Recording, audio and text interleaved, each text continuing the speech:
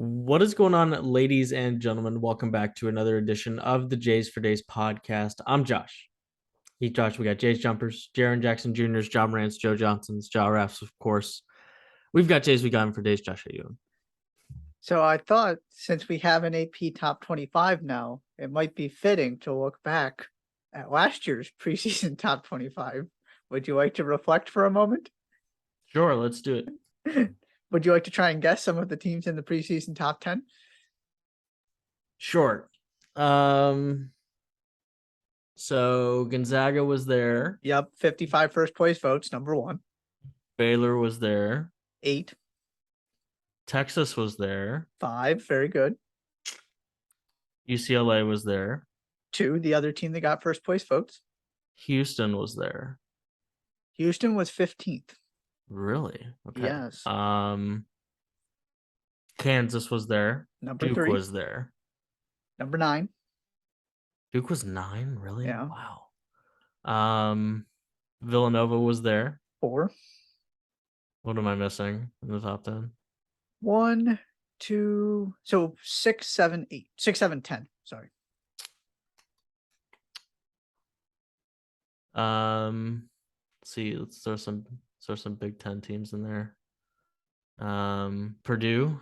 7. Is there another Big Ten team in there? Yep. The team that was supposed to go toe-to-toe with Purdue in the Big Ten. Michigan? Yep, 6. Were they really? Yep. Michigan was 6. Wow. And I'm missing one more. Yeah. Is it an obvious one? Is it a team that ended the year in the top 10? I do believe so. Definitely from a seeding standpoint. Let's go to the last AP poll. Stand by. Yes. Yeah, this was a top 10 team. Might not be the most obvious answer, but if I tell you Kentucky? Bingo, very good. Very nice. It's not a bad performance. No, not at all. Some other notable ones. Memphis was 12. North Carolina, right. 19. Wow. Maryland, 21. St. Bonaventure, 23. Right. Auburn, 22. Florida State, 20. Tennessee, 18. And Virginia, 25. I'm just always interested because I feel like we all freak out about these polls and then ultimately, yes, they're going to tell you some things. I mean, Kansas won and was number 3 in the country, but there's also always a team or two up near the top of this, if not 3 or 4 in the top 10 that ultimately disappoint. So I just feel like we overreact a little bit. And I always like looking back to see how close it actually was. So there you have it. Yeah. Preseason rankings week when all of these, the media polls and the conference polls are a little bit more telling because those are typically, but like with all due respect to AP voters, I refuse to believe AP voters actually put a ton of like effort into the AP top 25. And you can't say anything in reaction to rankings without disrespecting somebody's team or be completely oh my god, you think that team is that high? I'm just, to your point, the AP top 11 I think is what it is like typically. I think like typically the national champion comes from the AP top 11. Like that's something typically like that. that someone in that. So in theory, if you want to bet on a college basketball team to win a national championship, just bet on all 11 of those first teams, of those first 11 teams, and one of them is probably going to hit. But apart from that, right, there's this, let's just tweet them out and let's move on. Let's actually get to, it's the same way I feel about KenPom. It's like we're putting stock in. It's just not that big a deal. I can't find myself to care at all about KenPom preseason rankings. Right. Just because AP, okay, it tells you something about what people feel, right? The idea of predicting statistics, if that makes sense, that just, I mean, of course, KenPom's got to start somewhere so he can actually build the algorithm. But yeah, I don't care what the numbers predict you're going to do. I care what the numbers say you have done once we get into the season. Exactly. For what it's worth, those 11 teams this year, North Carolina, Gonzaga, Houston, Kentucky, Kansas, Baylor, Duke, UCLA, Creighton, Arkansas, and Tennessee. That's right. So that's, I think I just named 8 of the teams you just asked me to name in last, Definitely some repeats in there. Yeah. the newcomers are North Carolina, Houston, Creighton. and Arkansas and Yeah. Tennessee. And they were, I believe, every single one of them was ranked at the beginning of, not Creighton, Yeah, but the rest Creighton of them was were, one. somewhere in the teens kind of thing. Right. So yeah, it's certainly like not that like they're strangers to being placed with, having expectations placed on them at the beginning of the season. Right. Oh, it actually tells you. It tells you how far they moved up from. I'm guessing you said Houston was 15th In the It's just, preseason poll. yeah. Well, Houston is 3 this year, and there's a 12 uptick. You said Kentucky was 7, right? Kentucky was, stand by, I'm going back to last year. Preseason. Houston was 15, Kentucky was 10. Kentucky was 10. Okay, So so I think I don't know what these it AP. I might guess it's be, from the last AP poll of the year. that's what I'm assuming here. We're going to confirm. Is Houston there? wasn't, yes. Kentucky was 7, Houston was 15 in the last AP poll. So there you go. When does the last AP poll come out? After the national championship? No, before, I believe. Because it says North Carolina did not move at all at the 1 spot. Oh, maybe ESPN just doesn't, because ESPN has a list from, they don't have the final one in there though, I don't think. So maybe, I think maybe there is one. I don't know. But even then, that wouldn't make sense because Yeah. Kansas won the national championship. Whatever. Yeah. That part's confusing. Anyways. Enough Yeah, poll talk. if nothing else, that means that we're close enough to the regular season that people want to talk about who the want to right. talk about preseason rankings. Yeah. That's a good sign. Absolutely. That means we're threatening for sure. It's Pac-12 week around here. 2 more conferences to preview Pac-12 this week, and then we'll talk SEC to kind of round things out, and then kind of take a step back and look at the nation, some predictions, some Final Four stuff, all that fun stuff that we'll do right before the season actually begins. But we're 2/3 of the way through our big conferences previews. Everything else we've already done is up on our podcast feed. You can go back and listen to those. A 2-man conference preview along with an interview, a conversation with somebody else that covers or is familiar with the conference. On that roster this year, Brendan Marks from The Athletic, Lucas Harkins from Heat Check College Basketball, Kendall Kaut, who wrote a book and covers the Baylor Bears, wrote a book on the national championship season. And who am I missing? Kevin Sweeney. Oh, and Kevin Sweeney. Right. I slept through that one. Sorry, Kevin. And Kevin Sweeney to talk about the Big Ten. So all of those on our podcast feed if you'd like to go and check those out. But Pac-12 this week, you guys know the drill at this point. If you've been around, 5 columns, categories that we use to dissect the conference and try to talk about as many as possible.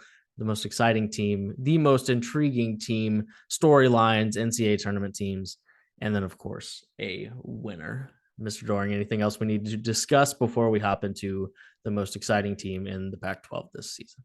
I am ready to hop. All right, jump in. Cannonball, preferably. Absolutely. My most exciting team is Oregon. Okay. I don't know how much you've seen of Kel'el Ware. That man is a monster. Incredibly impressed with the little bit of highlights I watched of him. He's this guy who was a super late bloomer. All of a sudden, he's a top 10 recruit in the country. And my goodness, does he have physical skills? So you add him to the returning trio of Will Richardson, Quincy Guerrier, and wow, I butchered that. Guerrier and Nafali Dante, who are all back. I mean, Dante's probably going to come off the bench because of Ware, which is an incredible thing to think about. You got multiple, 5-star caliber recruit centers here. And you bring in Jermaine Cousinard and Keyshawn Bartholomew from high major productive transfer. Cousinard from South Carolina, Bartholomew from Colorado. So he already even knows the Pac-12. On paper, it looks great. There's all kinds of potential here.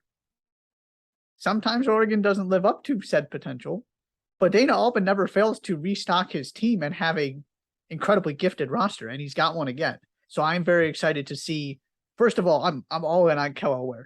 I'm very excited to see what he does, and also just what this team can do after a somewhat disappointing season here, where they've kind of gotten to this place where they're not, perennial Final Four contenders, where it felt like no matter how the regular season went, you looked up and there was Oregon as a 2 seed and they're in the Elite Eight. It's been a little while since that was happening. Right. I think there's a chance those two guys start together. That would also be quite something. I mean, especially, and there's clearly some foundation of a jump shot there for Kel Elware. So if that translates quickly, then sure, let's just put both of them. Let's just put both of them in there. This is my most intriguing team. Okay. Because they're still like, this team was incredibly underwhelming last year in a lot of different ways. And I'm just like, is Will Richardson the junior? Like, is Will Richardson the senior going to figure something out that Will Richardson the junior didn't? We're kind of been having the same conversation about Will Richardson for a couple seasons now. Yeah. Right. I mean, pretty much since, I mean, the difference between the last couple of years with Oregon and, starting 3 years ago is, right, you went from Dylan Brooks to Peyton Pritchard. So you had like these 6 years of dude that's just on the floor, that is, while also being the best player on your team, or at least one of them, is also the guy that makes everybody else on your team better. And I am just not totally convinced that there's anybody on this team that actually actively makes the other guys on the team better, which then leads you to the questions, the fair questions about, okay, it was an Oregon team that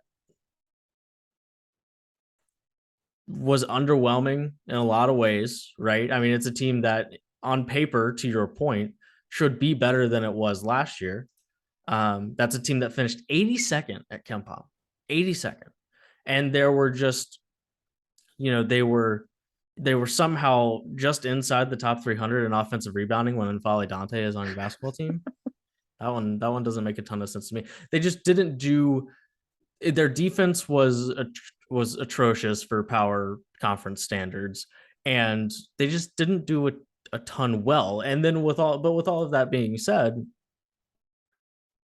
everything that you've just said, I switched this. They are not my most intriguing team. I totally forgot. I switched this. They were my most intriguing team. I made a switch. Okay. I did have all of these things on my document here. I apologize. So I have another team that we can discuss. Okay. But so they're not your most exciting team either. No. They're just a team. No, okay. They're just a team. But at one point they were my most intriguing. Right. Yeah. Okay. No, it's all good. I mean, I do the same thing. I've just got notes about every team. So whichever ones you pick, I just then go bring up things I want to talk about for that team. So, for all. So I'm sorry. No. But yeah, do we translate to a version of this basketball team that is of higher quality than the one that we got last year? Mm-hmm. And also, that's part of Dana Altman's reputation, right? That's a elite college basketball coach who always has his team ready. And right, since you lost your All-American caliber player, now it's not like it's been a decade since they've had one, but there's been a significant drop between Oregon of Dylan Brooks and Peyton Pritchard and Oregon without that national star. Does somebody become that player this season? Can they get more out of the collective? Yeah, I'm really, really interested and think this team could be a lot of fun if everything does click and fall into place. And then the other thing I'll add is that the depth is going to come from guys who weren't wearing Oregon jerseys last year, at least for the most part, whether it's, you've got some JUCO Tyrone Williams as a JUCO transfer, Keyshawn Bartholomew from Colorado. He's at least coming off the bench right now, the most productive college basketball player from a year ago. Rivaldo Soares is still there. But if there's going to be some depth here, it's going to come from guys that um, Brennan Rigsby, also a Northwest Florida State. Yeah, it's powerhouse, man. That's a long way to go. Is that the farthest? Did we just find the furthest transfer in terms of miles? Like that one guy, like the as far away as the two schools are apart. Unless somebody transferred to Hawaii, I but was I gonna would argue say that doesn't really count. if you keep it continental, unless you had somebody from Southeast Florida State, I think probably. Or I'm looking at Miami to Hawaii. Washington or something. But that's a I'm looking up Hawaii's roster right now. One moment. okay legit contender if nothing else for sure. Okay, fine. There was a Hawaii transfer that Brock Hefner went from Hawaii to Green Bay. Okay, fine. Fine. Stand corrected. Fine. It's fine. It's whatever. I think we just say that's disqualified, but keep it continental. I'm fine with that. I'm all in for that. But okay, now we had a conversation about Oregon because I thought it was my most intriguing team. Do you have anything else on Oregon? No, that was all. I just really want to talk about Kel Ware because I'm all in. I'm fascinated. He's got a similar body style to the to all the other big guys, 7 foot long, lanky guys that we're really excited about nowadays. I didn't think too hard for my most exciting team. My most exciting team is UCLA. To be honest with you, there are about 4 teams in this conference that are even worth consideration for most exciting team. Oregon's one of them, UCLA is the other, and there's a couple more that I'm willing to entertain. But bringing back one of the more consistent presences in the entire sport and Tiger Campbell at point guard, it's just like exactly what you're getting from Tiger Campbell at point guard. Yep. Jaime Jaquez is there as kind of like the next, like the guy to step into the All-American role. That's just that's one of the bigger questions here is can he go from one of the better players in the Pac-12 to a guy that's a go-to scorer that is, hey, nothing else is going right tonight. Let's just give the ball to Jaime and hopefully he can carry us to a quality college basketball win. Can he become one of the best players in the country? And then the thing that I'm the most excited about is these 2 freshmen that are on this roster, and Amari Bailey and Adam Bona. Amari Bailey is everything that UCLA fans were hoping Peyton Watson was going to be last year, at least in theory. Like,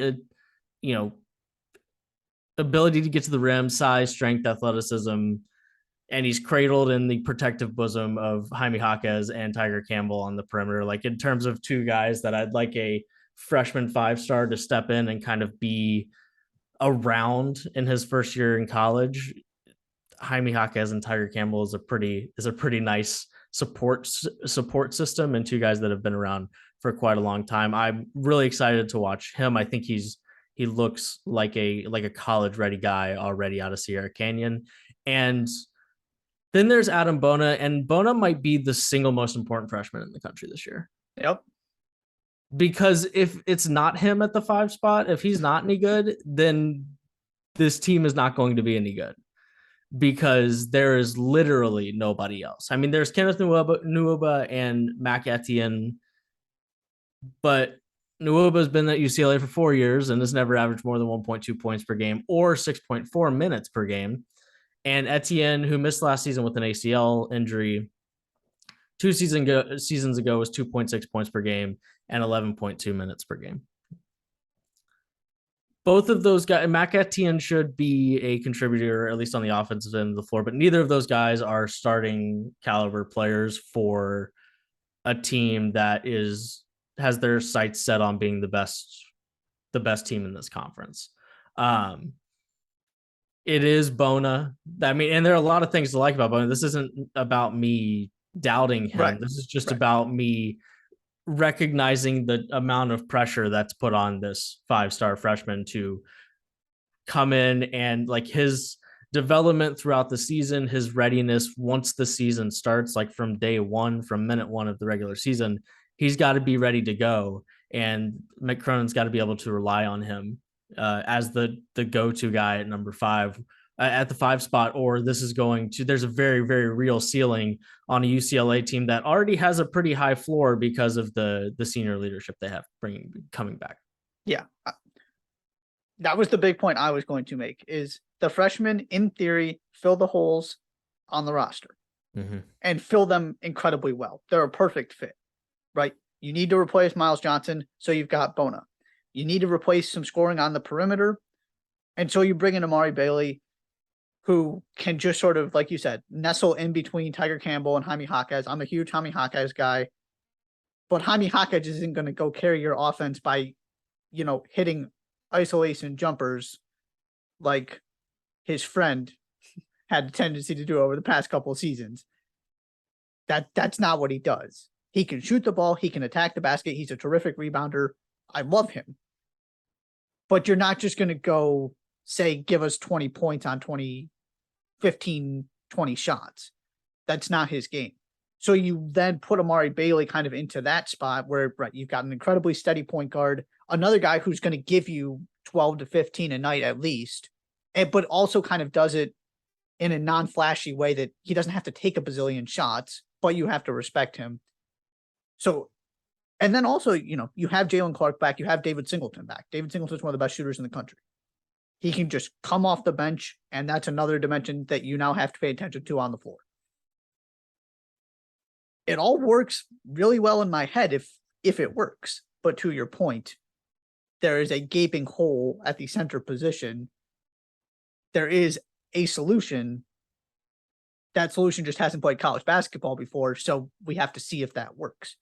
But if it does, I am 100% a believer in the potential of this team as a national title contender if it ends up looking the way we think it can.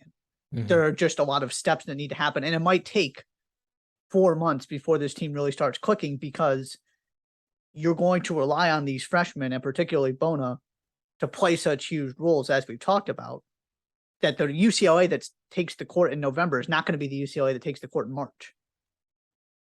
Well, if it is, it's gone horribly wrong. Right. In a good world for Mick Cronin and UCLA fans, there is significant progress because those guys become really, really good college basketball players by the end of the season. So that's part of it too, is I expect this to be a little bit bumpy. They're not going to be a consistent, oh my gosh, look at UCLA, top 5 team in the country all season long. But in my head, if this looks the way I think it will, I want no part of them come March. The thing the last thing I want to add is there hasn't really been a super productive freshman for Mick Cronin yet. In his first year, there was Jaime Jaquez, who averaged 9, 5, and 1.5. Tiger Campbell was 8, 2, and 5. So those two guys were productive as freshmen, but I don't know. I don't really have a point. It's just, Jalen Clark was a top 85 freshman who it was 2.5 points per game. But then again, that's top 85. I understand we're not exactly asking that guy to be out of this world, especially when Juzang Jaquez, Campbell, Jules Bernard, Cody Riley, all of those guys are there. But last year went about as poorly for a top 10 recruit as Peyton Watson's year could have gone. And it wasn't just, he didn't produce. He didn't play 12.7 minutes per game. He didn't start. Yep. Mick Cronin clearly identified early that guy wasn't ready to be a contributing member of that team. And maybe, maybe it had something to do with who UCLA had on that roster. But at some point, if Peyton Watson was good enough, he would have played more than 12 minutes per game. He almost became, I felt like, a defensive stopper. Right. That was his job, is because he's so athletic and so physically gifted. You put him in there to try and guard some people on the perimeter, because that's about all he was giving you. Right. But if he was good at that, he would have played more than 12 minutes per game. Like if he truly was an elite ball stopper, he would have played more than 12 minutes per game, because you just find a way to keep that guy on the floor. Or if just his overall value, maybe it was Mick Cronin was that concerned about him offensively. I don't know. But Right. his overall value clearly was not high enough that Mick Cronin said, I need him on the floor, which is concerning. And, it's not like Mick Cronin had perennial freshman stars when he was at Cincinnati Yep. either. So Right. this will be new Mhm. for a Mick Cronin led squad to have their two freshmen be two of their foremost important players. Yep. I mean, and if I think there's a very real argument, right? For the floor, of course, Jaquez and Campbell are the most important. But for the ceiling, I think Adam Bona is the most important player on this roster in terms of where UCLA actually gets in terms of the national conversation. Definitely. Your most intriguing team. Bobby Hurley should just get an award for this annually. Never fails. Whether they're the most interesting team in the country this year, I'm not giving them too much consideration for that honor. Mm-hmm. But every season, it's just, well, this is interesting. Mm-hmm. There's a lot of talent there. I'm not sure it's going to work. The track record suggests it's probably not going to look as good as it maybe should. Mm-hmm. So this year's addition is the return of two double-digit scorers, DJ Horn, Marcus Bagley, plus Luther Muhammad and Alonzo Gaffney. Then Bobby Hurley goes to work in the transfer portal. You get Frankie Collins from Michigan, Warren Washington from Nevada, and the Cambridge brothers from Auburn and Nevada, respectively. Austin Nunez is a top 100 recruit. They did go 7-1 to end the regular season, but this is also the team that, remember that one game they were playing? I think it might have been Oregon. They scored 36 points or something. You remember that? And, they weren't great last season, but they, like I just said, they ended well. So you've got a little bit of confidence and momentum coming in here with all of these new pieces in a conference where there are wins to be had. Could they turn into a dangerous top 25 team? Absolutely. Am I convinced that's what's going to happen? No. This is just one of those every season. I could see it going 450 different ways. Oh, and just for the record, I have zero faith whatsoever in this becoming a top 25 team. Not for a single second do I think that this team is capable of that. Bobby Hurley's not that good of a coach. I generally agree. I don't think they're going to be, but would I be stunned? I would be stunned. I will put my foot firmly in that game. I will go to surprised and no further than that. Because, we did see them get to a number one ranking at one point. They were never the best team in the country, but and then by the end of the year, we're like, yeah, that team was never actually that good. Right. So this program is one of the most interesting in the country to me because it's all right. There's always this talent. There's always something to be excited about. And more times than not, they just are an average Pac-12 team that misses the NCAA tournament. Right. But there's always something you could say, well, if this all comes together, look out. And this year is no different. I mean, I'm a big Devin Cambridge guy, so I'm excited that he's going to sort of get a fresh start here because I really thought he was going to put together, and I know that there were some other factors involved, but I thought he was going to put together a really, really good career at Auburn, and it didn't quite go that way. Yeah, I will forever be skeptical of the program that is year in and year out, like trying to find its most important players through the transfer portal. I mean, DJ Horn, right, is back, and so is Marcus Bagley, but it's right. We're talking like the most exciting players on this roster, at least the most anticipated ones, are now guys who weren't there last year. And it feels like that's kind of the same thing we talk about over and over and over again. And the best players leave. Remy Martin was like, yeah, you know what? I want to go find a place that I can actually win. Maybe Remy Martin was part of the problem to a certain extent, but I'm to the point where I got no idea how to feel about Arizona. Well, I know exactly how to feel about Arizona State. Almost to the point of it just doesn't, like, you really got to blow me away with your roster for me to feel any differently about you than I do about Bobby Hurley teams this year. And I don't really know what it is. And I don't know who, I don't know off the top of my head who was on that team, on that roster last year. So I'm going to look, but I bet it wasn't a team that we were like, yeah, that team's probably going to be 3 games under 500. Maybe it was. Yeah, no, I remember at least. Okay, maybe it was. Last year's roster wasn't all that. It wasn't the best team, but there was still potential there. There's always there's always But something to say this could be a good season. but the year before that, they went 11-14, and Remy Martin, Alonzo Verge, Josh Christopher Yep.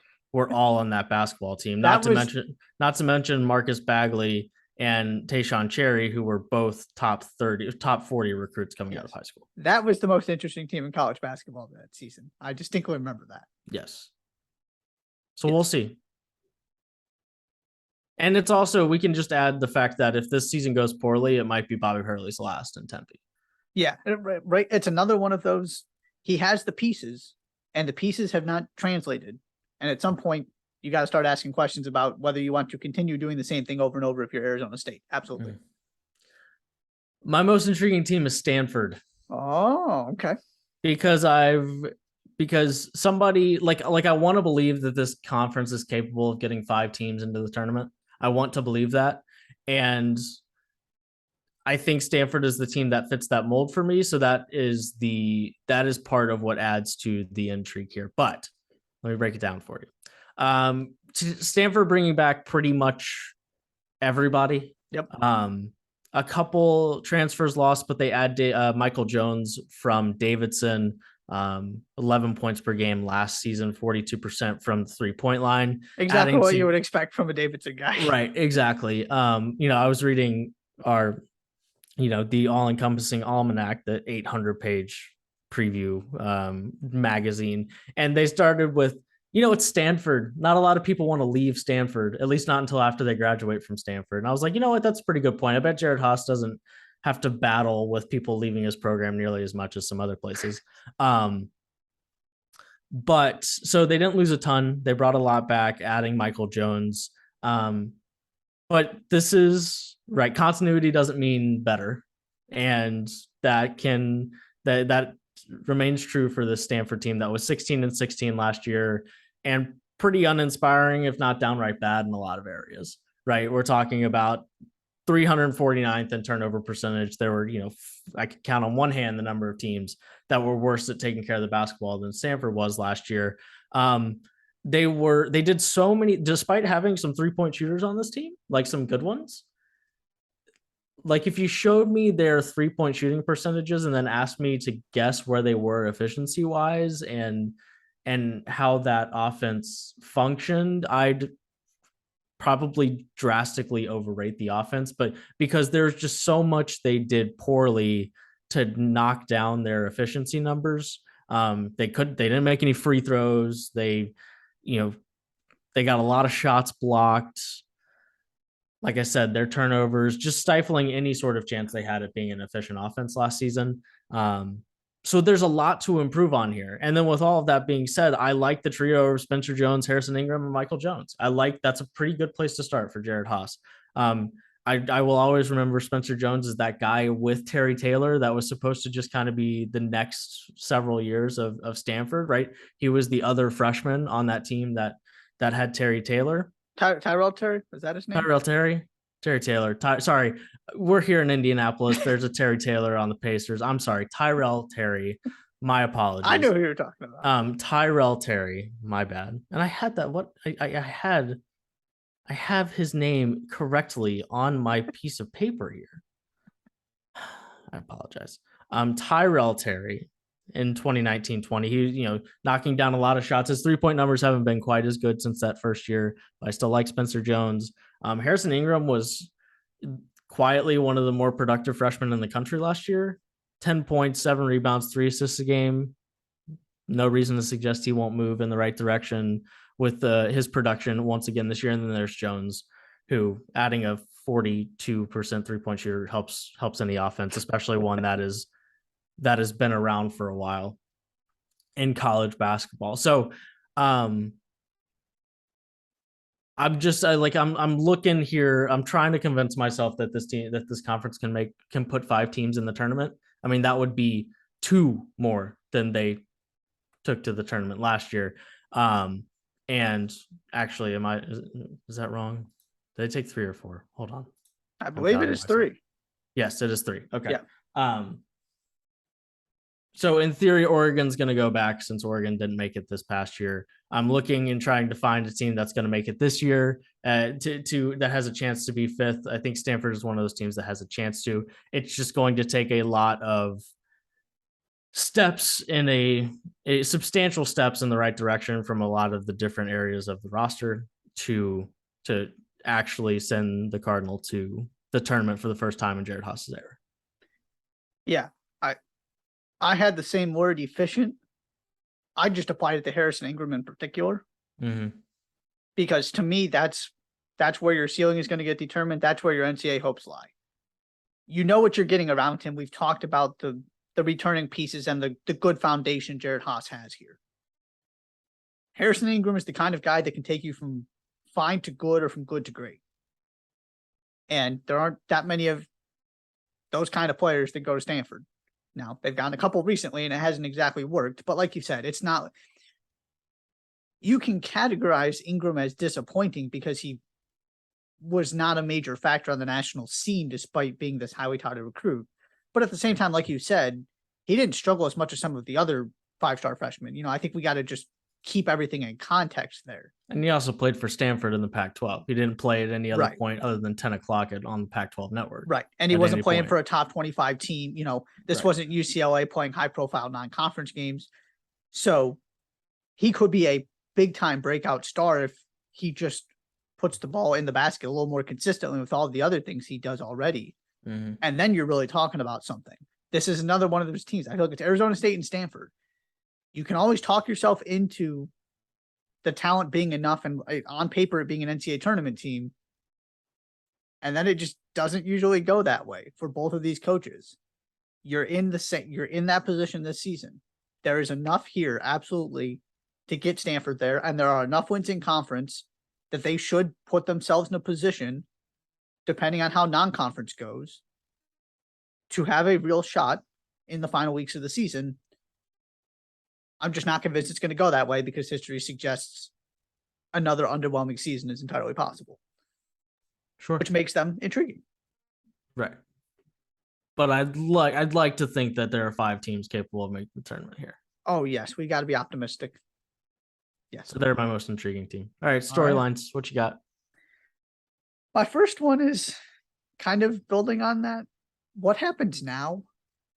We went from all the UCLA excitement to 2 Pac-12 teams making the Sweet 16, neither of them making the Elite 8. And so we weren't talking about the Pac-12. We weren't talking about Oregon State. We weren't talking about UCLA. They did basically what they were supposed to in a season where the conference was bad. Like you said, 3 teams.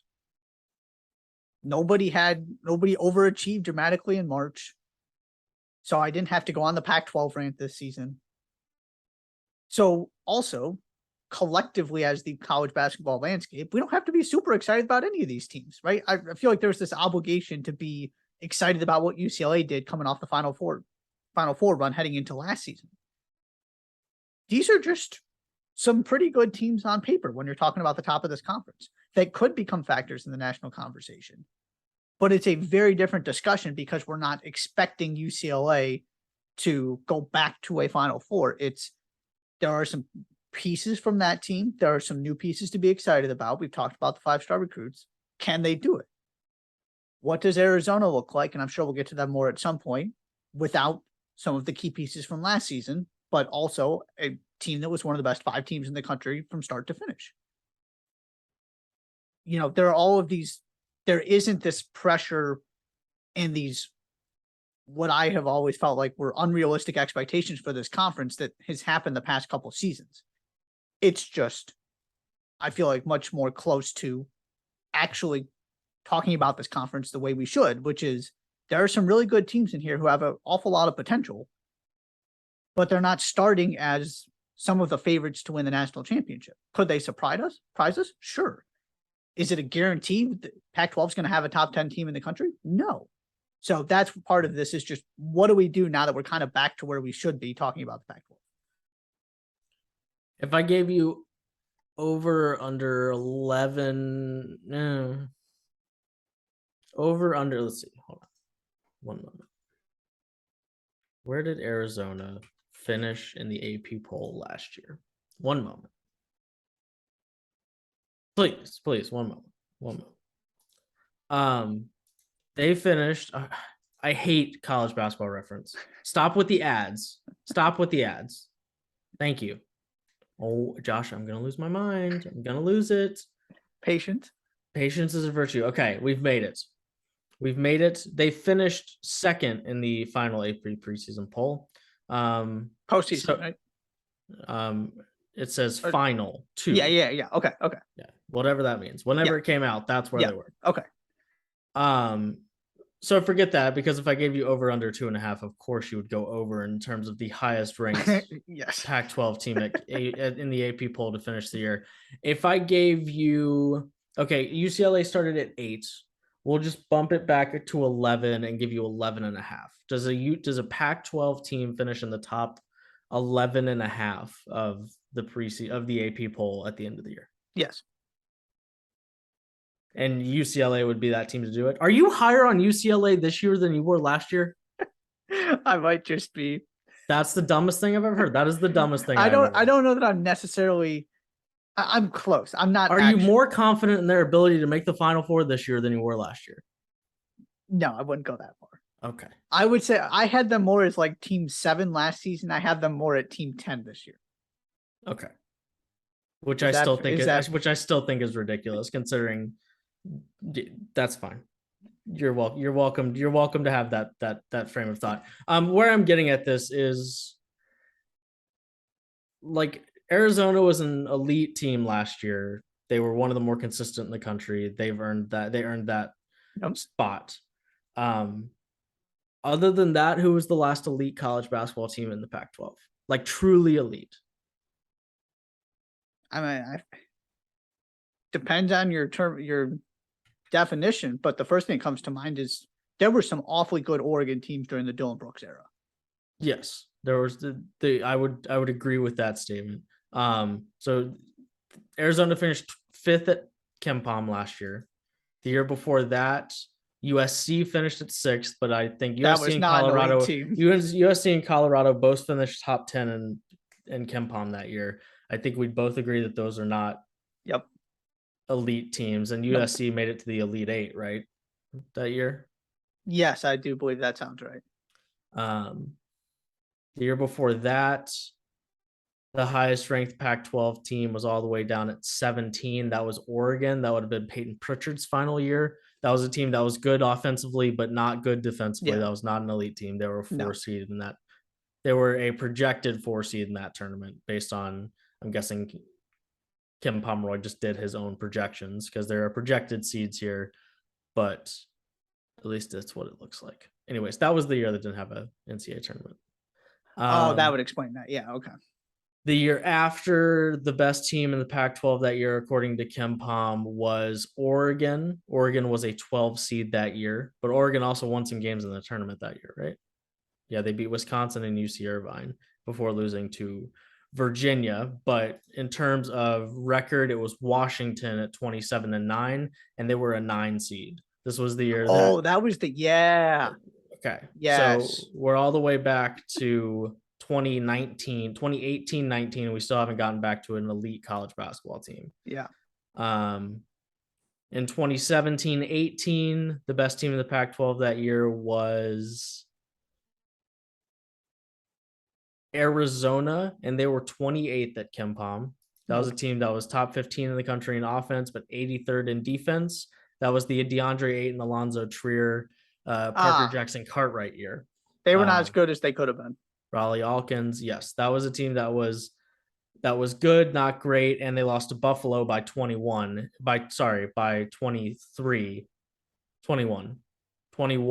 the NCAA, in the first round of the NCAA tournament. That was that 4-13 matchup. I could go back further. I think we're going to get pretty close to a Dillon Brooks type year. Oregon had back-to-back top 12s right before that. Okay. And then Oregon was a 3 seed and Arizona was a 2 seed the year before that. And UCLA was a 3 seed. That was the year that nobody was any good except for the very tippity top of that conference. That was really good. Yes. That's when we started talking about. Yeah. So the point being, That Oregon team went 33-6. That Arizona team went 32-5. That UCLA team went 31-5. It just we're to the point where it just doesn't seem Pac-12 teams just don't factor into the tippity top of the sport very often at this point. And like, do we ever see that again? Like, we're getting to the point where we might never see, like, the Pac-12's future is already up in the air because of its biggest brands leaving the conference. But, or if the at the very least, it's going to look vastly different after UCLA and USC leave. But at what point? I mean, do you have any faith in any of them to be elite? Is there two top 25 caliber teams? Do you think they could get a third top 25 team? Maybe there's a third that's a fringe-ish top 25 team between Arizona, Oregon, and UCLA. It's certainly no more than three, but I'm so underwhelmed by the depth of this conference immediately. And you had talked about this at one point, just in passing about how bad the bottom of this conference was going to be. And it's just so uninspiring to the point where I just am not sure how to think about any of the other teams in this conference. Yep. Because of how underwhelming the competition is. And Arizona deserved all the hype they got by the end of last season. Sure. But they still needed everything to beat that TCU team in that awesome overtime game. But there were people who accurately were like, listen, that was awesome. Benedict Mathurin was awesome. That still is a TCU team that they probably should have beaten easier than that. Yeah. And then that's average. Now, a very good TCU team, an average Big 12 team, to continue to harp on the depth of that conference. Right. And then they got handled by Houston in the Sweet 16. Yeah. They were it was pretty clear from the jump in that game that Houston was just the better basketball team. And that's an AAC team we're talking about. So all of this really roundabout way of just talking about can we talk about a Pac-12 team as elite before we see them in the tournament? Is that even fair at this point? Right. That's a very good point, because I think that's one of the biggest problems I have with the revisionist history about this conference when somebody goes on a run in the tournament. Is all of a sudden, we underrated the Pac-12. Did we actually underrate the Pac-12? Probably not. Did we? Probably not. Or is it possible some teams overachieved a little bit over a 4, 5, 6 game stretch in March? I'm right there with you. And that kind of gets into my second storyline, which is I put them together, but will the bubble teams and the freshmen deliver in this conference? And I'm specifically thinking about the freshmen we've already mentioned. UCLA is going to not go as far as their freshmen carry them, but the ceiling is going to be determined by those freshmen and how much they can contribute immediately, like you laid out. We already talked about also where at Oregon. To me, that's another big determining factor in how good Oregon can be. And then the other freshmen, or the team that deserves mention in the freshman conversation, is USC, because unfortunately, your big time recruit, Mfintu Uchukwu, his future is up in the air. Now, he is not the only highly touted recruit in that class, but does he end up actually being able to play, hopefully at some point? And if he isn't, do the other freshmen in that class step up and help absorb some of the responsibility that was going to be placed on him as the next dominant big for USC that is just a factory in producing them at this point? So all of that, and then we mentioned this a little bit, but on the bubble teams part of this, the conference has gotten more than 4 bids. It was 5. One time in the last 5 NCAA tournaments. Can you get, like you said, the Stanfords of the world, the Arizona States of the world, to not end up on the wrong side of the bubble and a little bit disappointing in 500, but end up 5 games over 500 with a solid non-conference and win enough conference games to get into the tournament? And all of a sudden we're talking about 5 and maybe 6 teams instead of 3, hopefully 4, in a perfect world 5, which is where this conference has been. Yeah, it's just I'm not even sure that overachieving on the bubble is possible for the Pac-12. And that's my biggest thing at this point, is that I don't like because the definition, right, overachieving in conference play as a bubble team is like, man, you got that win at home against one of the six best teams in your conference that maybe you weren't supposed to get. Yep. You went on the road and beat the fifth best team Yep. in your conference, kind of thing, to really strengthen to really strengthen that resume. We're to the point in the Pac-12 that you get, depending on how your schedule shakes out, you might get two to four, yeah, 4 or 5 in a perfect option, world. right? Yeah. 2 to 4 chances to actually, because right, Colorado last year went 21-12, was 12-8 in conference, and didn't get all that close to making the tournament, right? Because everybody else below them was, I mean, you're just not beating anybody that is of any intrigue to. I mean, they got to play, they lost to Arizona. Even though they beat Arizona at the very end of the season, it was almost a lot. It was basically a lost cause at that point, right? And it's just so hard to overachieve on the bubble if you don't get chances to, if all you get is chances to lose games that you probably shouldn't, rather than win games you probably shouldn't. Right. You got to keep your conference losses to something like 6 or 7 to be in the conversation. If that, depending on what those losses are, what your wins are, how things break out schedule wise. Well, you only had 3 teams not win 8 conference games in the Pac-12 last year. Yep. Colorado finished 4th at 12-8. California finished 10th. Or Stanford finished 9th at 8-12. And there were 6 teams in between. And then there was California, Utah, and Oregon State that everybody was beaten up on. But it just didn't matter. None of those teams were anywhere close. And if you're 11-9 in the Big Ten, you're on the bubble. Yep. If not a lock. Right. Depending on who that team is and who you lost to. Right. We're talking every year. We're talking about teams. I mean, Indiana made the tournament with an at-large bid because they made a little run in the conference tournament, and they went 8-12 in the Big Ten. Yep, exactly. The margin of error is so slim. Yep. For the teams that don't begin the season considered a NCAA tournament projection. Mm-hmm. And heck, even the teams that don't, even the teams that do, right? Yeah. Do you have any more storylines? I do. Okay. I've got one more as well. We talked about the tournament. We talked about Oregon. I kind of transferred my intriguing team into a storyline with Oregon. Do all these dudes that Oregon have actually translate into better basketball? A lot of important players back, but is Will Richardson that guy to lead this basketball team? I think the question is fair. The last thing I have is, what does replacing NBA talent look like for Tommy Lloyd at Arizona? There's a lot of things to really like about this Arizona basketball team. It's not like they fell off a cliff in terms of talent. I mean, we're looking at a starting lineup that is right. Kirk Krissa, Courtney Ramey, the Texas transfer, Pele Larson, Tubelis, and Umar Ballo. Those are, I mean, that's 3 juniors, a redshirt junior, and a 5th-year senior, right? I mean, there's plenty of college basketball experience here. You've got a couple, and then the depth falls off really quick. I mean, you've only got 2 guys that did any sort of production in college basketball last year, and really it's one and Cedric Henderson Jr. from Campbell. Yep.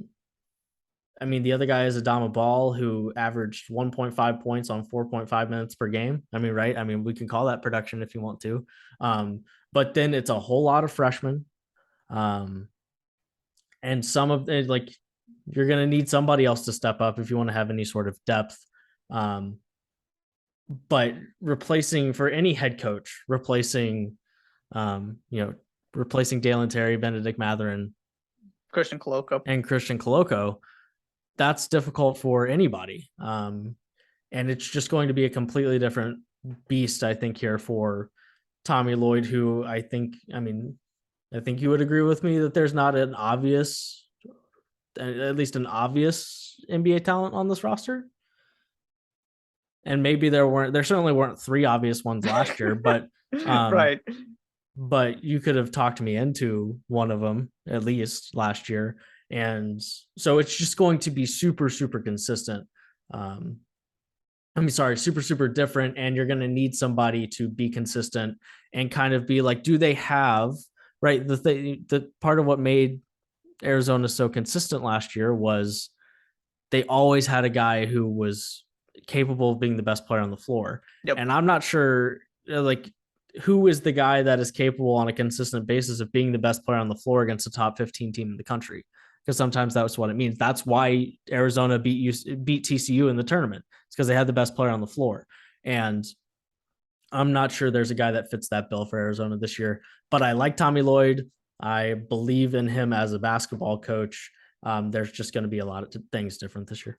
Yeah. And it's not like the talent. I mean, they lost 3 really important pieces, obviously, but it's not like the talent fell off a cliff. The difference is, and you hit on it, and I harped on this last season. I think I mentioned it at least once or twice. It's not only that they had top end talent, they were ridiculously long, ridiculously athletic, and just horrifying to play against because of the size and just the way they take up space on the floor. It was also that you had 7 guys who were starting caliber players. So if Ben Mathurin had a bad game, it didn't matter because Tubelis would get you 18, or Kriisa would hit 5 threes, or Pell Larson would score 8 points off the bench. Or if Christian Koloko got in foul trouble, Umar Bala would go give you 24 minutes if you needed him. Maybe that's a slight exaggeration. But you did, the drop off was not significant at all. It was the best set of 7 players in the country. I firmly believe that. So now you're taking those guys who came off the bench, plopping them into the starting lineup and replacing them with unknown quantities, like you said. And that scares me. I love this starting 5. And Courtney Ramey could potentially take, now that he's kind of in this different situation and has arguably a little more help, but it's also playing a bigger role than he did for Texas last season. Maybe he comes and gives you 12 a game or something like that. But to expect this group, even with so much talent returning, to go come close to replicating last season misses what made that team great, in my opinion, because you lost some of your athleticism with Terry. I mean, with all 3 guys. Christian Koloko was a big part of that defense too.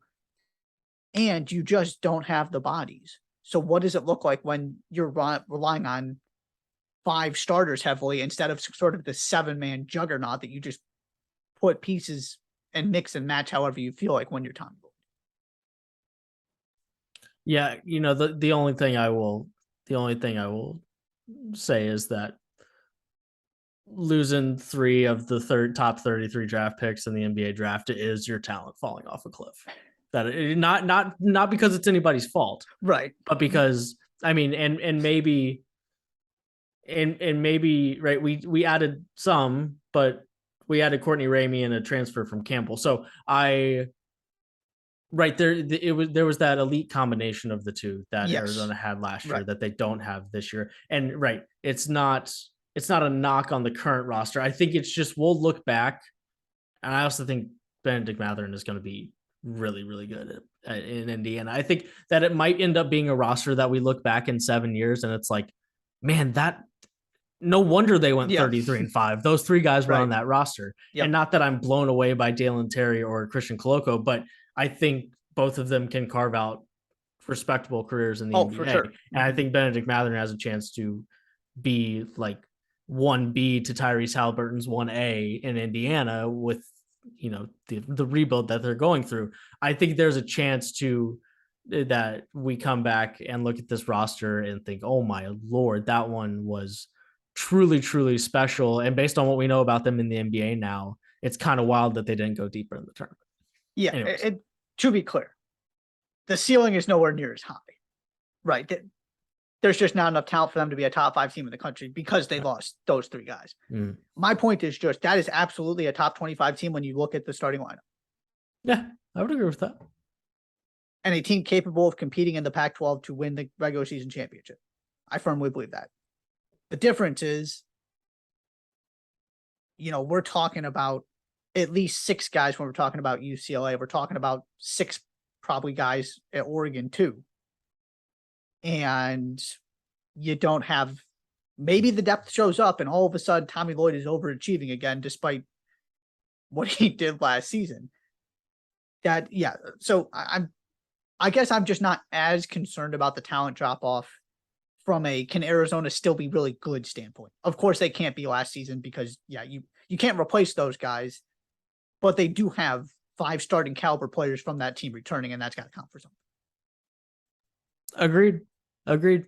Okay, I'm out of storylines. You got one more? Okay, I've got one more. Okay. Speaking of losses, which of the teams we haven't talked about yet can replace theirs most effectively? Washington, 2 double-digit scores, gone. Okay, you've got 2 interconference transfers and Keon Brooks. That's something. Your leading returning scorer is Jamal Bay. Jamal Bay shot 33.6% from the floor. There's not a lot of a foundation there. Transfer is going to have to be huge for the Huskies. Washington State, 4 guys averaged at least 8 points. They're all gone. Justin Powell was there. Hasn't really lived up to expectations. That's interesting. They did finish 44th in KenPom. Again, that team is basically non-existent at this point, but that's something. Colorado, top 3 scorers gone. Tristan De Silva's back in the front court. KJ Simpson is one of the breakout candidates in the conference. You got 2 guys who should be impact transferred from the Ivy League, but you're going from the Ivy League to the Pac-12. Oregon State has 9 freshmen on the roster from a team that went 3-28 and finished 233rd in KenPom. I want to repeat that. Can I bet the like under 1.5 wins for the entire season? Man, is that doable somewhere? I couldn't believe 9 freshmen if you go look at their roster. And of course, these are not, I mean, some of them are, 3-star recruits or whatever, but it's not like they reloaded with high profile, uber talented freshmen. It's just tough. Christian Wright had averaged 5.2 and 2 at Georgia as a freshman. So there's something, a little bit of infusion of talent. And then finally, Cal, 3 leading scorers, also gone. Devin Askew's there now. That's an interesting transfer that he may end up having a really good career there as the key guy at Cal. Mm-hmm. So I just went through most of the conference. Now, Utah is the exception here. Your leading scorers, Brandon Carlson, Marco Anthony, and 3 other key role players return. You're bringing in some transfers who have experience at good programs, BYU, Wisconsin, Cincinnati, but they weren't particularly impactful there. So is the ceiling, does this team have way more potential than last seasons that really struggled? No, but at least you have something there. The rest of these teams in the bottom of the conference, I just went through all of them, right? You're losing 2 of your 2 or 3 leading scorers. Some of these teams just don't exist anymore. And that's from a conference that the bottom half of really struggled last season. It's not like anybody got better. They probably, as a whole, got at least a little bit, if not significantly worse. Right. It's concerning. Yeah. Now, Oregon maybe State, all of these.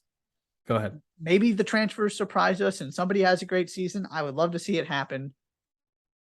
Just based on what has come in and what left, it's not looking great for the bottom half of this conference.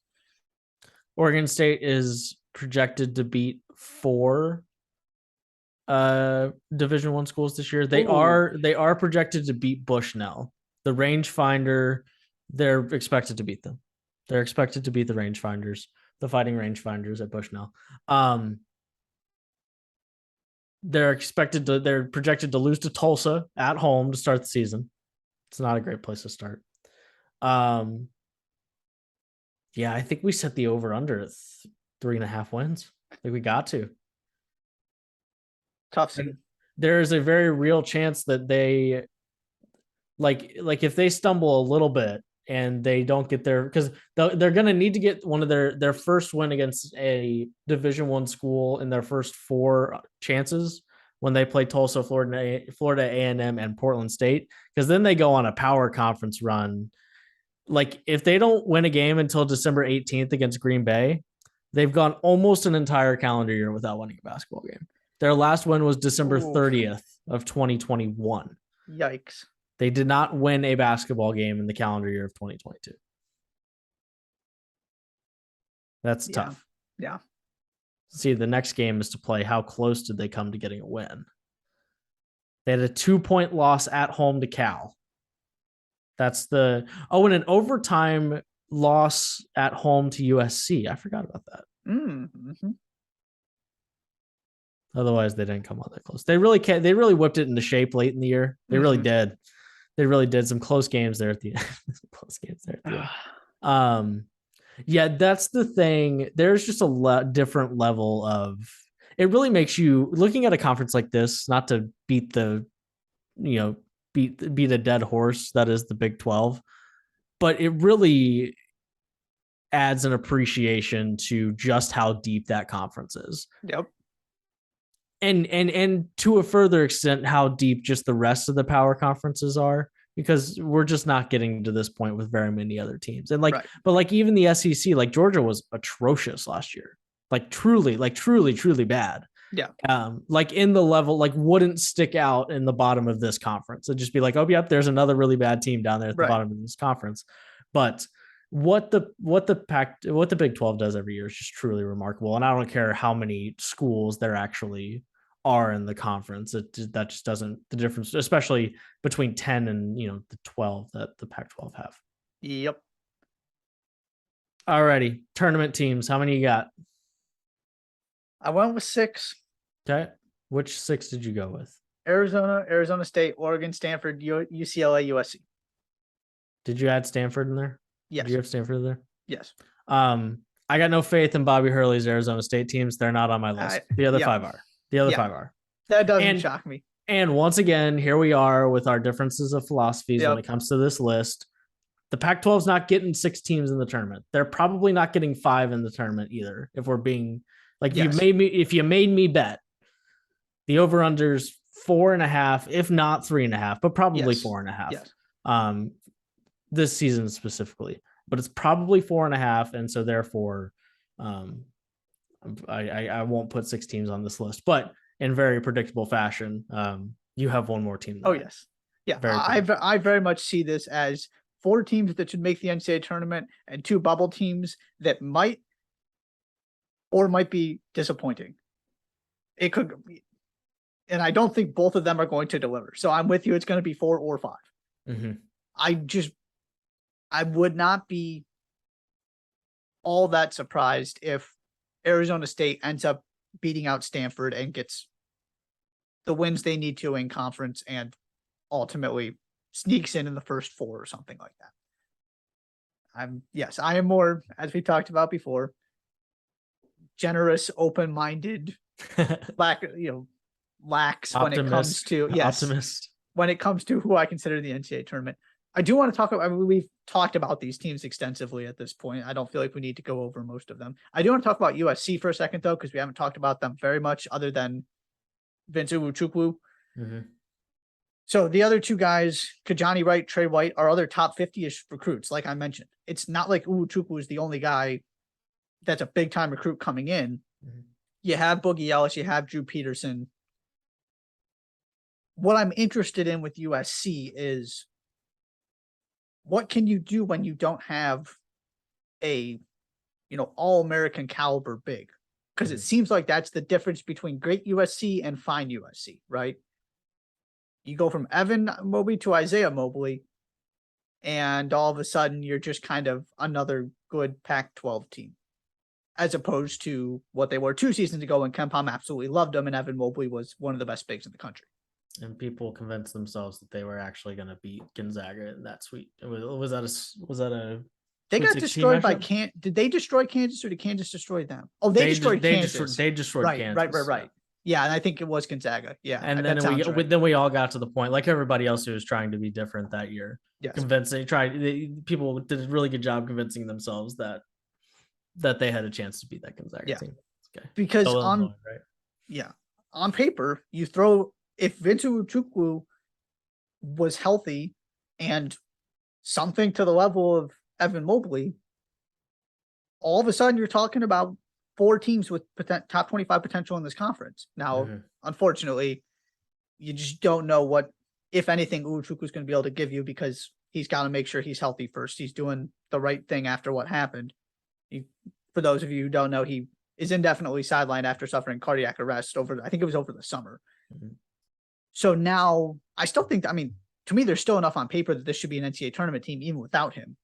But I just wanted to make that point, and I didn't know if you had anything to add on to it about every once in a while we get really excited about USC and they kind of deliver on that. And it's because they have that foundation in the center at that number 5 spot. They looked like they were going to have it this season, and now it looks like they might not. And to me, that's the difference between them being a factor nationally and them not. Yeah, I don't have a ton to add there. Once again, it's another roster that looks pretty good for Indy Enfield. We'll see how they produce, and of course, like you said, the holes in the front court at this point are pretty gaping, right? I mean, we're talking. I mean, hopefully, there's a world in which Uwachukwu plays and is productive and makes this team more interesting and gives them the front court talent that, like you said, that good USC teams tend to have. But if not, then of course there's some pretty obvious shortcomings when it comes to the front court there, because I like the backcourt. I like Drew Peterson. I like Boogie Ellis a lot. But there's only so much you can do there. But I do think the talent on this team is capable of making a tournament as long as they win at a high level, right? I'm not sure where I'm ever going to look up and USC is going to have beat a team that I was like, whoa, USC beat that team.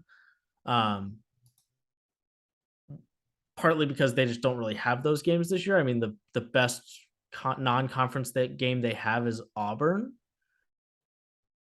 and nothing else is particularly close. Like, we've got a lot of Long Beach State, Mount St. Mary's kind of matchups. So like their roster, they're projected to go 20-9. I'm not sure that's going to be enough wins to get them in the tournament, especially if they lose the wrong ones.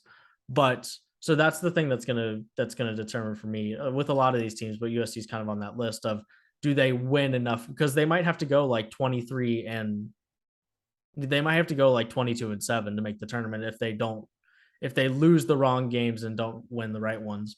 And even winning the right ones means like they need to beat Auburn and they need to beat BYU on a neutral court non-conference to really have any sort of foundation when it comes to a tournament resume. And then of course you can get your wins in conference play. But as we talked about, that means something different in the Pac-12 than it does in some other conferences. Yeah. And this roster was built maybe not around, but definitely with Uwachukwu as a foundational piece, right, which is the other complicated part of this. From a pure basketball standpoint, of course, his health is more important. But Andy Enfield was coming in thinking he had a 5-star center to fill this gaping hole. And then I'm sure, from the time last season ended, he was thinking about, how do I get the most out of Uwachukwu? How do I sort of build this offense and retool things now that we know we have another one of these big time centers coming in? And now you got to sort of redo all of that and emphasize the perimeter more. Maybe you play a little bit smaller, whatever it might be. Just without him, the roster looks very different. So there's that complexity of it too, that Andy Enfield, it's not like he came into the season knowing this is what his roster was going to be. He thought he had another important piece that he might end up not being able to use at all. Yep. All right, who's your winner? My winner is UCLA. UCLA. Did you pick UCLA to win this conference last year? I can tell you real quickly. Bear with me. I need you to tell me. I think you did. I hope you did. I'm pretty sure I did. I said I wouldn't be surprised if Oregon challenged them, but I picked UCLA.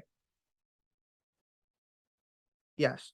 I said At the end of the day, I'm still sold on something actually happened at the end of last season.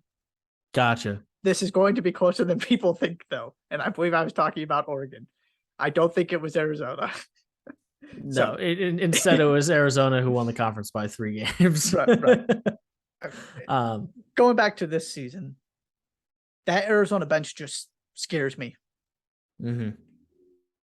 I've talked about it extensively. I don't need to go over that again. Part of me wants to say Tommy Lloyd's going to find a way to be a factor here. I just need to know they're going to have more than 5 important players. Right. And I like Oregon's roster. I couldn't bring myself to sit there and say the team that is disappointed winning the games they're supposed to consistently in this conference over the past couple of seasons is all of a sudden miraculously going to start doing that. And this is a flawed UCLA team in the sense that you have no proven front court. However, we talked about there is a solution. His name is Adam Bona. Mm-hmm. And I think part of it is I was just never the biggest Johnny Juzang guy. Maybe that explains why I think this team can be comparable to what I thought last year's could be. If you're asking me which team I'll take, I'll still take last season's. I will give them that much respect. They deserve that for what they've done. I just really like Jaime Jaquez, and Jaime Jaquez is still there. And now he's got 2 5-stars. If it works, I am very excited about what this team could be. I'm just having a hard time envisioning. I was more convinced about the floor and kind of that UCLA was going to be good last season. Mm-hmm. Even if I didn't think they were going to be top 5 in the country. I wouldn't be stunned if this UCLA team is a little bit disappointing, relying on 2 freshmen. I also wouldn't be stunned if Bailey and Bona are fantastic, and all of a sudden here comes UCLA looking like a Final Four contender when we get to the NCAA tournament. Mm-hmm. Ultimately, though, there was just nobody else in this conference I felt that I could justify picking. So the team that has done the best job in the regular season, generally, with the most returning players and 2 5-star recruits and Mick Cronin, that's been to a Final Four recently, is going to get the nod. Agreed. I don't have anything else left to say. UCLA. UCLA is rhymed. You're right. I did. Poet didn't know it. They're the team that I mean, I guess it's not quite fair to say that if Oregon wins this conference, they're going to do something I'm not expecting them to do. I guess by definition they will, because I'm picking UCLA to win the conference, but I don't think UCLA has to do anything that will surprise me to win the conference. Mm-hmm. I just feel most confident in their abilities to not lose back-to-back games in the conference, to get some wins on the road that would be iffy, and not lose to the teams they're not supposed to.